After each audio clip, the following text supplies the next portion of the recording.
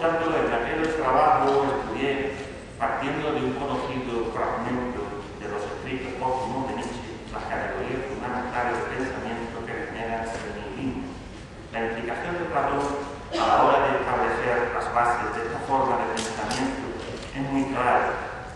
Efectivamente, en la historia de un error, en la que Nietzsche nos ofrece un compendio de la historia del nihilismo en 6 etapas, bajo el título de cómo el mundo verdadero acabó convirtiéndose en una fábula, Platón aparece citado expresamente en 2 de estas etapas. El platonismo figura claramente no solo en primer término del curso nihilista del pensamiento como la forma más antigua de la idea, sino que aparece también como iniciador de la metafísica y en tanto que tal ha creado unas categorías que perduran después de la desaparición de las ideas.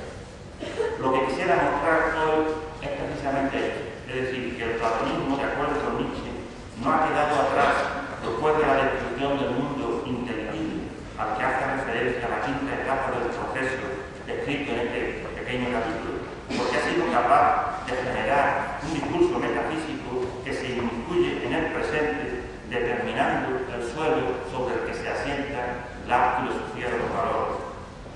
Efectivamente, la 5ª etapa es eliminada la idea y el mundo verdadero, pero aún queda la tarea, como ha visto Finn, de liberar lo existente de la ontología moral y de la moral ontológica.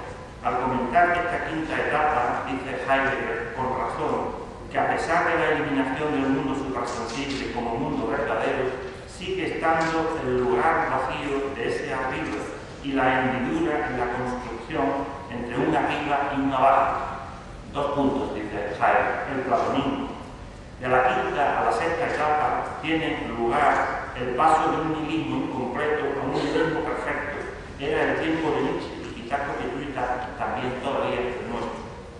Una vez rechazados los valores vigentes hasta ahora, quedan abiertos aún 2 problemas, como indica Borges en su libro sobre el nihilismo. ¿Qué ocurre con el lugar que estos habían ocupado? Y, en segundo lugar, ¿qué sentido tiene el mundo sensible cuando ha desaparecido el inteligible? El propósito de mi intervención es explorar en qué medida el platonismo ha determinado la existencia de una manera de pensar que pervive después de la eliminación de la metafísica, en una ontología del valor que sigue contaminando la visión del mundo como un mundo aparente, incluso después de eliminar la antítesis ontológica que lo oponía al mundo inteligible. En mi anterior contribución, recordaba hace un momento, analicé las 3 grandes categorías del nihilismo y la metafísica, que son el fin, la unidad y el ser. Estas eran categorías metafísicas, efectivamente, porque constituyen los 3 pilares de una ontología con la que se interpreta el devenir, pero también son categorías del nihilismo, porque el nihilismo es una filosofía del valor, y aquellos conceptos habían servido, dice Nietzsche, para añadir un valor al mundo, un valor que nosotros acabamos retirándolo por la consecuencia de una filosofía nihilista en la que el mundo, dice Nietzsche, parece ya carente de valor. El resultado de aquella ponencia, de la que hoy retomo la cuestión, es que Platón fue efectivamente responsable de una metafísica construida sobre el suelo ontológico de aquellas 3 categorías: el fin, la unidad, el ser. Lo que ahora quisiera estudiar es otra cosa, el residuo de platonismo que queda incluso después de renunciar al mundo inteligible en las etapas posteriores del nihilismo descritas por Nietzsche, en las que el rubor avergonzado de Platón, dice, todavía deja pendiente tareas para la superación del nihilismo. En definitiva, me refiero con esto al pensamiento utópico, que viene a sustituir las viejas ilusiones de la moral ultraterrena. Mi propósito no es tanto estudiar la utopía desde un punto de vista político o moral, cuanto metafísico, analizando la ontología platónica del valor que pervive después de la eliminación de su metafísica transmundana. Remedios Ávila observa en su libro Identidad y Tragedia que en este capítulo que estoy comentando del Crepúsculo de los ídolos, Nietzsche ofrece de manera sucinta y ejemplar un agudo y sumario juicio contra lo que entendía por utopía. Bien es verdad que Nietzsche no menciona esta palabra, pero verdaderamente, en mi opinión, parece aludir claramente a la utopía, al hacer referencia en sus escritos póstumos a una especie de solución terrenal que se intenta en plena crisis nihilista de los viejos valores morales transmundanos, esperando desde él el triunfo final de la verdad, del amor, de la justicia, bajo las formas del socialismo o de la igualdad de las personas. El paso de la quinta a la sexta etapa parece pues dominado por la supervivencia larvada de los viejos modos de pensar, y el utilitarismo, cito a Nietzsche, el socialismo, el democratismo aparecen como si aún quedara la moral cuando falta el Dios que la sanciona o el mundo inteligible en el que se apoyaba. Ha caído la metafísica dogmática platónico-cristiana, pero sigue funcionando un más allá que parece absolutamente necesario, dice Nietzsche, si se ha de mantener la creencia en la moral. Nietzsche parece aludir claramente al pensamiento utópico, como si éste heredara lo esencial de las viejas creencias, una vez desprendidas de su carácter transmundano. Se sigue creyendo en el bien y el mal, se considera una misión la victoria del bien y la aniquilación del mal, y lo que es más claro, se proyecta sobre el acontecer un orden de las cosas que conduce a lo mejor, el cual nos recuerda muy de cerca, dice Nietzsche, la dirección divina de viejos siglos. Me gustaría pues analizar qué implicación tiene el platonismo en este utopismo, que según Nietzsche ocupa un espacio intermedio entre el periodo de la oscuridad y la consumación del nihilismo en esta sexta etapa en la que la aceptación de la doctrina del eterno retorno producirá una transformación del hombre. Nietzsche habla en esta última etapa de la gran destrucción y dice que su punto culminante es una doctrina, el eterno retorno, que enseña a considerar la vida como absoluta y eterna. A mi juicio, efectivamente, el eterno retorno es la auténtica como odisea que Nietzsche ofrece como alternativa a la anterior interpretación axiológica de la existencia y culmina con ella, creo yo, su propia concepción de la filosofía como platonismo invertido, al construir con esta doctrina la antítesis del pensamiento utópico que había quedado prefigurado en los esquemas filosóficos de Platón. Pero esta ya es otra cuestión, porque lo que nos interesa hoy es partir de este punto para analizar las categorías ontológicas del pensamiento utópico. En primer lugar, y si estas pueden atribuirse verdaderamente a Platón. Efectivamente se ha dudado de que Platón haya podido formular, rigurosamente hablando, un pensamiento de carácter verdaderamente utópico. La obra suya que más comentarios ha suscitado en este sentido es la República. Ya Kant, en la crítica de la razón pura, puso en cierto modo las bases para una interpretación utopista del proyecto platónico del Estado ideal, al subrayar la utilidad y la validez normativa de un modelo en los dominios de la frase, el que un hombre jamás actúe de forma concordante con la idea de virtud, hecho que algunos podrían aducir, dice Kant, con la plebeya apelación a la experiencia o el mísero y contraproducente pretexto de ser impracticable, no restan validez como arquetipo al paradigma platónico, porque este representa un máximo que sirve de norma para aproximar, cito acá, progresivamente la constitución jurídica de los hombres a la mayor perfección posible. Aunque Hegel, después de Kant, negara el carácter utópico del Estado platónico, la discusión sobre el tema se vio avivada en la segunda mitad del siglo XX, gracias a la obra de Popper, La sociedad abierta y su fenómeno. En esta obra, Popper describía el programa platónico como una ingeniería utópica, en oposición a la ingeniería parcial o gradual, que es la única a la que él atribuye un carácter racional. Como Popper había acusado a Platón de construir un proyecto utópico de carácter totalitario, muchos defensores de Platón negaron el carácter utópico del proyecto político y social de la República. Uno de estos autores fue Leo Strauss, por dar un ejemplo. No puedo poner su posición con detalle, pero sí diré que él, en primer lugar, niega la condición ideal de este proyecto, es decir, negó que el Estado de la República constituyese una idea en sentido platónico. Y, en segundo lugar, lo más importante de todo, negó que la ciudad ideal fuese para Platón deseable o realizable, porque, a su juicio, es imposible al ser contrario a la naturaleza. La utopía, dice Strauss, consiste en la creencia de que es posible el cese del mal. De que es posible el cese del mal. Pero esto es imposible, porque es contrario a la naturaleza que haya un cese del mal, ya que es necesario, recordando el conocido texto del Teteto que él cita, es necesario, recuerda Strauss, que exista siempre algo contrario al bien y que los males estén necesariamente ligados a la naturaleza mortal del mundo del mundo.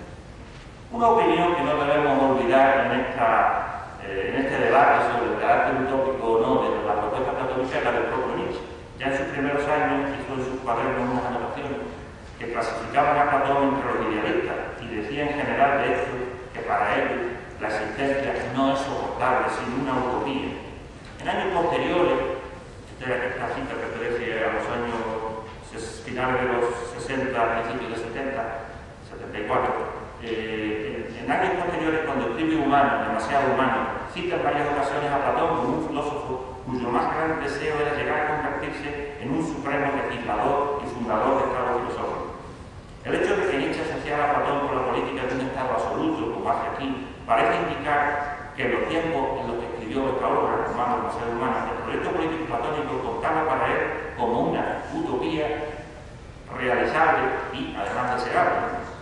De hecho, en otra obra, en Aurora, hace una vez más, de nuevo, una referencia a la presencia de Platón en Sicilia, como en la anterior, y dice que si hubiese podido, habría aprovechado aquella ocasión para determinar, cito a Nietzsche, los usos y costumbres públicos y privados y la vida diaria de cada hombre en el Estado siciliano. Esto demuestra que a sus ojos, a los ojos de Nietzsche, el proyecto político delineado en las obras platónicas no constituía una mera ironía propia de la forma literaria del diálogo, como piensa Leo Strauss, sino un programa deseado y posible de acción política. Sin embargo, la cuestión que nos interesa plantear ya, independientemente de las diversas opiniones vertidas sobre el utopismo platónico, es en qué consiste el pensamiento utópico y si verdaderamente puede atribuirse de Platón. Para preguntarnos a continuación, este es el tema que hoy me preocupa a mí, si el mecanismo metafísico en el que consiste el utopismo tiene que ver con la tradición que lo convierte en una filosofía de los valores enredada en el nihilismo. El término utopía, como es bien sabido, no aparece hasta que es utilizado por Tomás Moro en su serie de obras publicada en 1516, que llevaba como título este mismo nombre de utopía. El término hace referencia a un elemento esencial del concepto que es precisamente sobre el que quiero reflexionar aquí. Efectivamente, utopía viene de u, que en griego es no, significa no, y topos, que significa lugar, de manera que vendría a significar no lugar. Otros han derivado la u de utopía del griego eu, bien, con lo que el término no significaría un estado que no existe en ningún lugar, sino un buen estado o una ciudad creada. Es curioso que Moro no aceptara la sugerencia de Boudet, famoso helenista francés, cuando éste le propuso en una carta que llamara a su isla no utopía, sino udepotía, es decir, la isla de Udépote, con lo cual el término habría significado la ciudad de nunca jamás.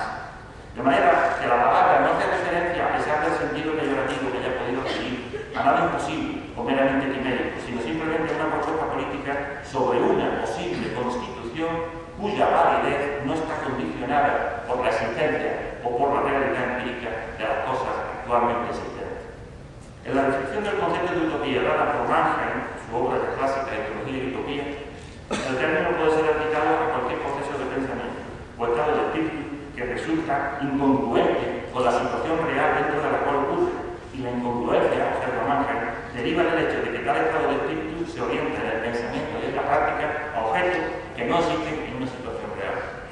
Sin embargo, Mannheim, en su tipología de la mentalidad utópica, no incluyó a Platón, tal vez, como lo recuerda Riquet, porque uno de los rasgos esenciales de su concepto de utopía era que ésta representara las demandas de un estrato social oprimido, cosa que no ocurre en el caso de Platón.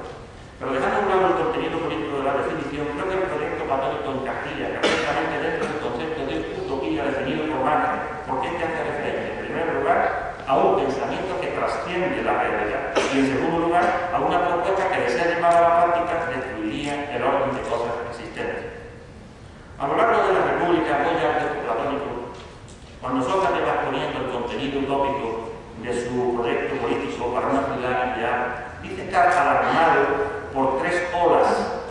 amenazan con arrollarlo. Las tres olas a las que él hace referencia son en realidad el contenido utópico, podríamos llamarlo así, entre comillas, aunque sea un cierto anacronismo utilizar esta palabra.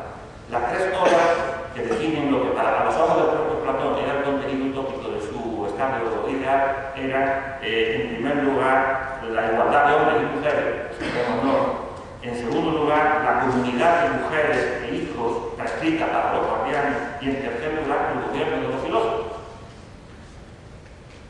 En el caso de Platón, a él no se le oculta, ¿verdad?, que el carácter divisorio que estas propuestas podían tener a sus contemporáneos, ¿no?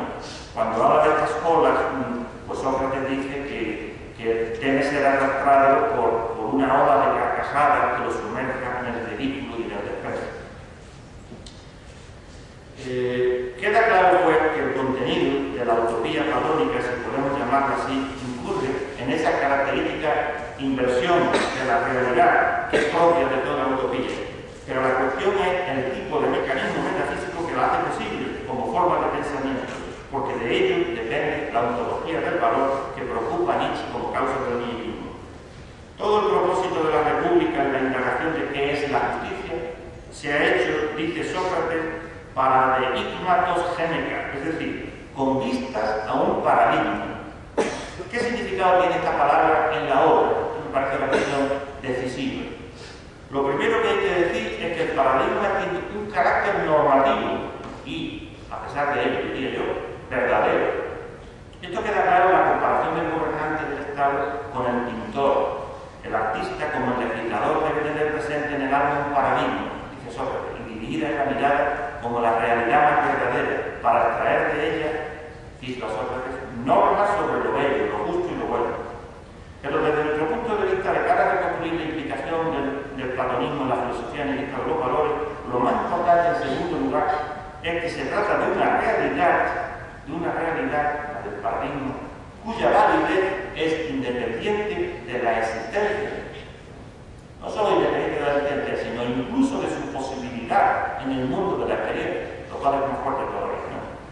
En otra referencia al pintor que hace posteriormente, Platón afirma que si es que se propusiera retratar el paradigma al hombre más hermoso, la validez de su obra no quedaría enfermada si no pudiese demostrar que tal hombre existe o pueda existir.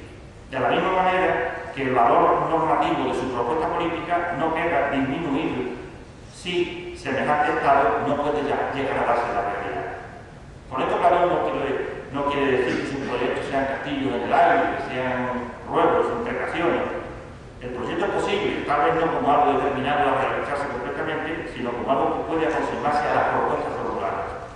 Pero lo que está claro es que no resta validez a sus propuestas, a su proyecto de sociedad ideal, el hecho de que, cito a Sócrates, no exista en ningún lugar de la Tierra. Con estas palabras creo que Platón se aproxima masivamente en el concepto, si no en la terminología, a la idea moderna de utopía. En tercer lugar, como puede corregirse de las características anteriores, el paradigma, como la utopía en la definición de Marx, tiene un carácter trascendente. Sócrates llama divino al modelo en el que se han de fijar los dibujantes que tracen los planos de la ciudad ideal. En otra ocasión, lo identifica con el bien, y como alternativa a los estados que existan sobre la tierra, dice que tal vez exista en el cielo un paradigma para quien quiera verlo y fundar un estado en su interior. Esta expresión, un paradigma en el cielo, ha suscitado muchos debates. Platonistas han discutido hasta la saciedad si este modelo tiene el mismo carácter ideal o es una especie de imitación filosófica de formas ideales que se establece para proyectarlo sobre una realidad empírica que nunca podrá acomodarse a él. Sócrates dice simplemente que es un paradigma del buen estado producido en palabras. Como quiera que sea, es decir, constituye el paradigma una idea platónica, o más modestamente, solo un plano del estado ideal que se explica las ideas.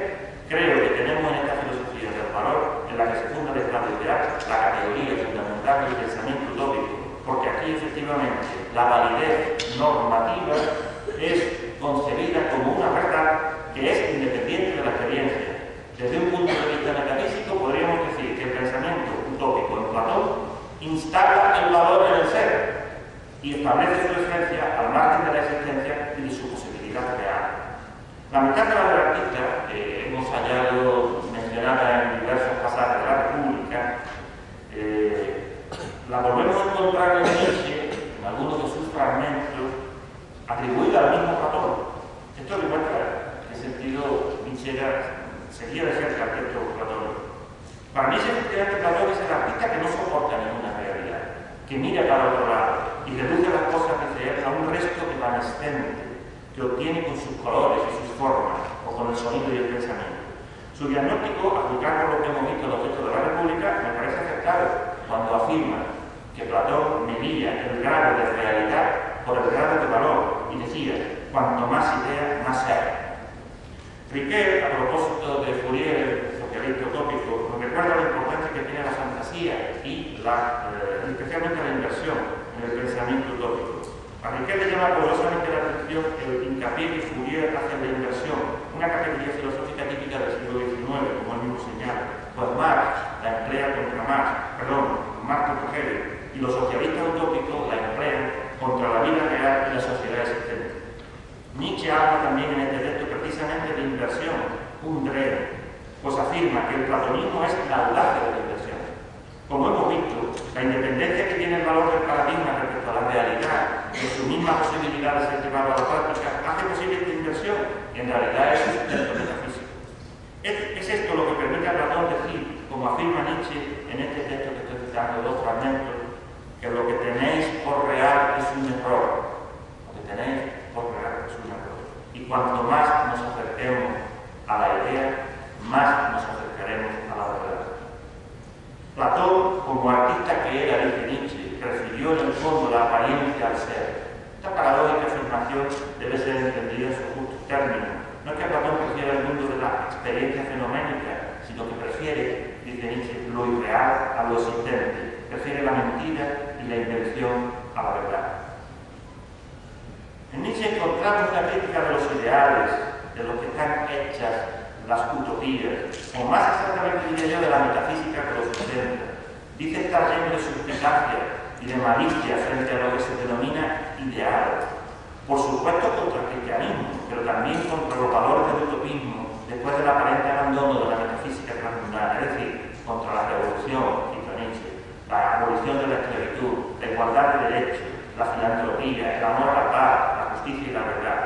Nietzsche reconoce efectivamente el valor de todas estas grandes palabras como estandartes en la lucha, dice, pero no como realidades, que es como lo considera la metafísica católica.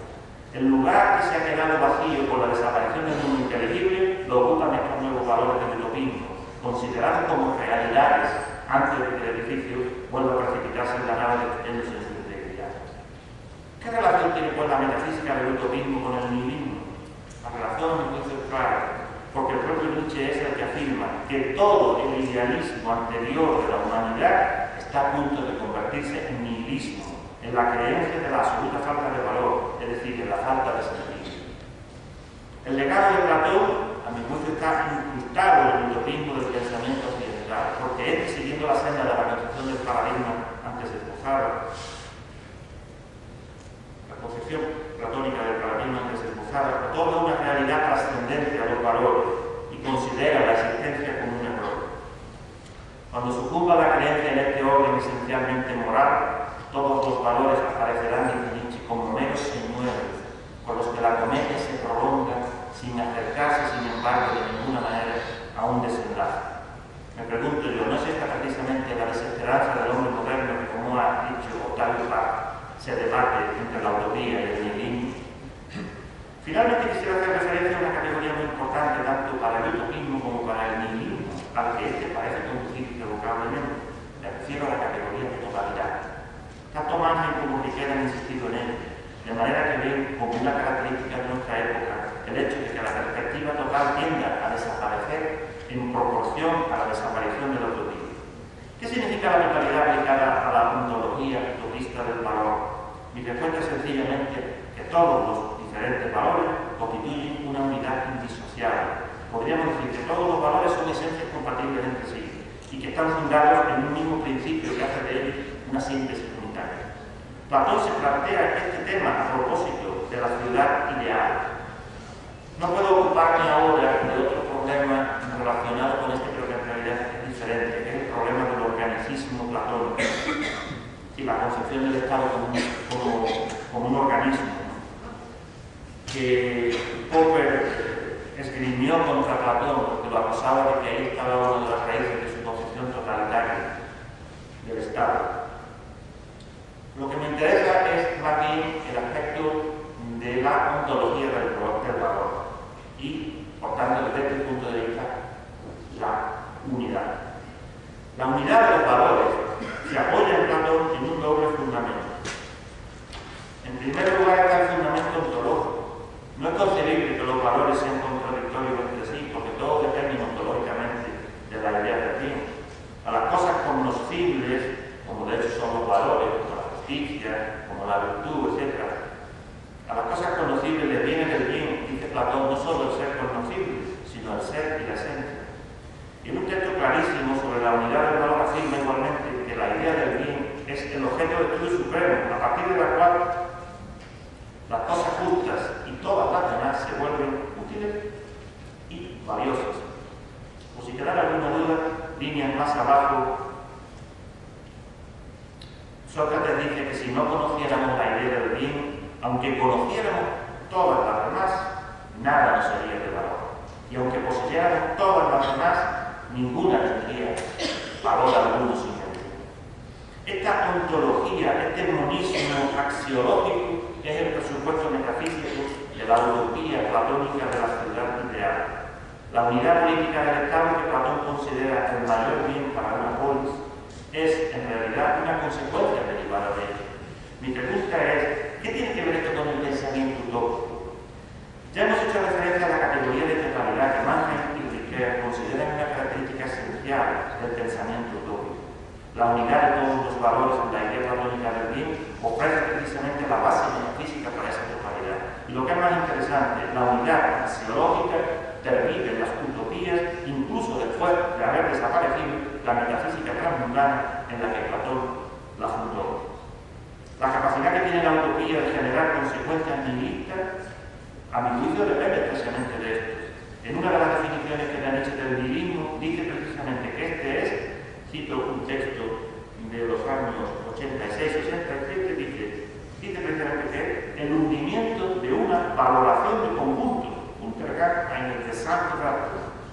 Uno de los grandes historiadores de la idea del siglo XX, Isaiah Berlin, ha insistido en la implicación que tiene este monismo en el pensamiento utópico. El monismo, dice él, en mi andadura intelectual, es la tesis de la filosofía occidental desde Platón hasta nuestros días. Uno de los supuestos fundamentales del pensamiento utópico, quizás el más importante de los diversos elementos conceptuales que Berlin le atribuye, es que tenemos que recomponer, cito Berlin, los fragmentos rotos de un estado perfecto, en la idea de que todos los valores o las soluciones correctas a los problemas de la condición humana deben ser compatibles entre sí.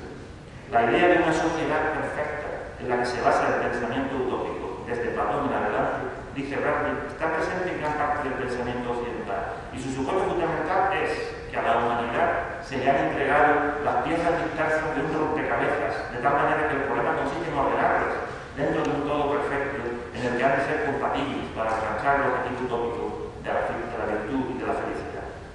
Después de lo dicho en relación con Platón, una vez analizado el fundamento ontológico de la unidad de los valores en el bien, está claro que los valores no pueden ser incompatibles, precisamente porque para ser valores han de recibir su esencia del bien. Pero dicho esto, en segundo lugar, es que Platón ha estado ciego para ver la complejidad de las motivaciones humanas o la suprimido del estado ideal.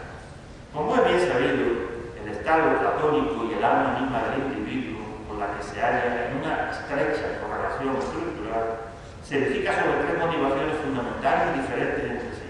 El deseo concupiscible del alma, de la parte productiva del estado, aspira al placer. El deseo de la parte colérica del alma y de la clase militar del estado, que quiere el triunfo y la gloria por encima de todo. Y finalmente el deseo de saber, que es propio de la parte racional del alma y de la clase de los gobernantes. Podría decirse que estos son deseos o motivaciones anímicas o sociales sin que haya implicados necesariamente valores que pudieran entrar en conflicto entre sí. Pero la cosa no es tan sencilla, porque lo que Platón dice tanto en el Simposio y en el Borges como en la República, de la que estamos tratando, es que el alma desea siempre el bien, que el bien es lo que toda alma persigue y aquello por lo que hace todo lo que hace, subrayo del todo. En el Simposio, en lo que yo tomo como una referencia a las tres partes del alma, dice Sócrates que algunos buscan el bien en los negocios, otros en los triunfos gimnásticos y otros en el amor a la sabiduría. Si interpretamos esto a la luz de la psicología de la República, lo que quiero decirse es que, por ejemplo, la parte repetitiva que busca el placer concupiscible es capaz de proveerse de contenidos cognitivos o apariencias del bien bajo los cuales opera el deseo del placer.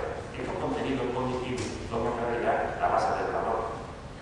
Por eso, a esta parte que busca el placer, a esta parte irracional concupiscible que busca el placer, Platón la llama filogrématos o filocardeas, es decir, la parte que ama las riquezas o la ganancia, indicando de esta manera que la búsqueda del placer, el placer sensual, que se derivaría de la satisfacción de las necesidades concupiscibles, el placer sexual, etc., se transforma en otro impulso, que ya no busca estos placeres inmediatos y constituye más bien un instrumento para una vida futura y cada vez más segura de satisfacer. Esto hace que tengan un valor para ella alternativo y todo aquello que está relacionado con la vida económica corriente. Lo mismo se puede decir de la otra parte irracional del alma, de la parte colérica, que quiere el triunfo y la gloria, tiene la filodimia y la filoniquía como características esenciales. El tipo de hombre que está dominado por ella puede despreciar el valor del dinero en detrimento de los valores del reconocimiento social, que no tienen por qué coincidir con los anteriores. Lo mismo puede decirse, en tercer lugar, del amor al conocimiento, cuya conexión con representaciones valorativas propias de esta parte racional es mucho más obvia, esta conexión es mucho más obvia, mucho más fácil de comprender que las que corresponden a la otra parte racional. Vale, lo que quiero decir con esto es que cada parte es capaz de proveerse de representaciones valorativas y que los deseos no son fuerzas brutas, sino que necesitan para operar en la dinámica anímica o social imágenes del bien, puesto que el bien es la apariencia bajo la que actúan las tres partes del alma, ya que, como dije en el texto anterior, todo lo que el alma desea, lo desea bajo la apariencia. Estas imágenes del bien, por tanto, son los valores en realidad, y ello hace posible que en Platón existan conflictos entre deseos y también conflictos entre valores, dada la complejidad del alma y de la ciudad que nos describe la República. En ocasiones, dice él, por una mala educación, el alma está desprovista de conocimiento. Y este espacio vacío es ocupado por discursos y opiniones falsas y peculares. Estos logoi y doxai, discursos, las opiniones, constituyen el contexto cognitivo de la parte apetitiva del alma y tienen que batallar y prevalecer en el combate con otra clase de valores que están en posesión de su propia visión del bien.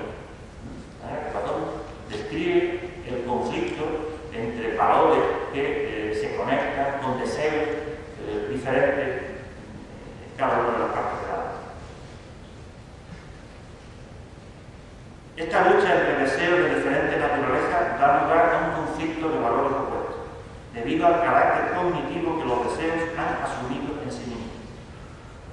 En una ocasión, Platón describe en la República la lucha que tiene lugar entre los valores de la parte repetitiva y los valores de otras partes del alma. Los deseos que prevalecen en la parte repetitiva del alma tienen que presentar, dice él, el respeto a dos que albergan otros deseos como idiotez. Recuerda esto el pasaje que Tomás recordaba en su conferencia sobre la ortoética de Corcira. En la revolución, toda revolución cambia el sentido de las palabras, porque quiere llamar cobardía o valentía o audacia a una cosa diferente de lo que regía anteriormente, antes de la situación revolucionaria. Pues esto que ocurre en la situación de Corcira ocurre también en el alma. Dice esto, ¿no?